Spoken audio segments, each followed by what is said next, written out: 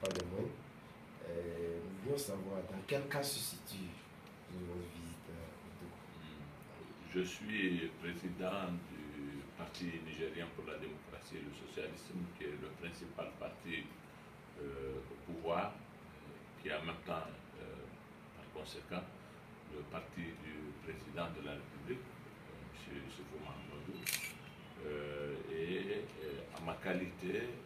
En cette qualité, je suis en tournée dans un certain nombre de pays de la région où nous disposons d'une diaspora importante et ce travail que je fais, c'est un travail qui a à voir avec les futures échéances électorales qui sont programmées pour le début de l'année 2016. Je suis venu délivrer le message du parti aux Nigériens résidant ici à Lomé, d'une part, mais aussi d'autre part m'occuper des structures organisationnelles du parti à l'effet de les mettre en état de pouvoir affronter les élections. Nous avons dans l'immédiat déjà, d'ici 2 semaines, le recensement électoral à faire et je suis venu un peu sensibiliser nos structures pour qu'elles se préparent à cet effet. Dites-nous, Excellence, je dis, quelle est la politique justement du parti au pouvoir pour le Nigérien de l'étranger, étant donné qu'aujourd'hui, les pays africains, nous savons tous que rares sont les pays africains où on a instauré ce mécanisme de vote de l'étranger. Nous, le président de la République avait fait la promesse au cours de l'année 2011 déjà, lorsqu'il battait sa campagne pour son élection aux Nigériens à l'étranger. Il avait donc fait sa promesse aux Nigériens à l'étranger de favoriser leur vote un jour. Et il a tenu cette promesse.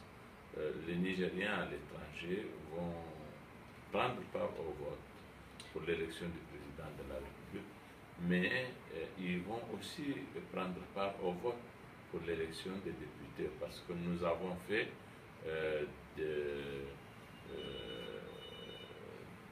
des Nigériens à l'étranger une circonscription électorale à part. Et notre loi électorale prévoit 5 sièges pour la diaspora. Et les élections auront lieu dans tous les pays où nous disposons de représentation diplomatique. Le Togo fait partie de ces pays-là. Et voilà un peu la promesse du président. Et voilà également comment elle va se réaliser. S'agissant des autres questions, nous avons fait droit à un certain nombre de revendications des Nigériens à l'étranger lorsque nous avons pris le pouvoir et qu'à l'époque, en ma qualité de ministre chargé des Nigériens à l'étranger, j'étais venu, j'ai rencontré notre diaspora. Une de leurs revendications était que nous mettions fin à la loi sur la nationalité qui interdisait aux Nigériens le principe de la double nationalité. Nous avons pris une loi qui met fin, en effet.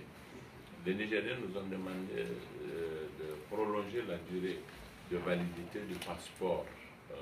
Jusqu'alors, c'était 3 ans et ça leur causait un certain nombre de désagréments. Nous avons porté la durée de la validité du passeport à 5 ans. Nous prévoyons à l'époque également que pour un jeune étudiant qui a fini ses études et qui rentre au Niger, pour postuler à la fonction publique, pour entrer la fonction publique, et il lui était fait l'obligation de faire 2 années de service civique. Ça, c'est une contrainte qui était mal vécue par les étudiants qui étudient à l'extérieur. Ils ont tendance plutôt à rester là-bas pour ne pas avoir à passer les 2 ans, et ça fait qu'ils se privent de la possibilité d'intégrer la fonction publique. Et nous avons avancé cette revendication, nous y avons fait droit en mettant fin à cette loi. Et ainsi de suite, nous avons pris un certain nombre de mesures sur le plan économique, sur le plan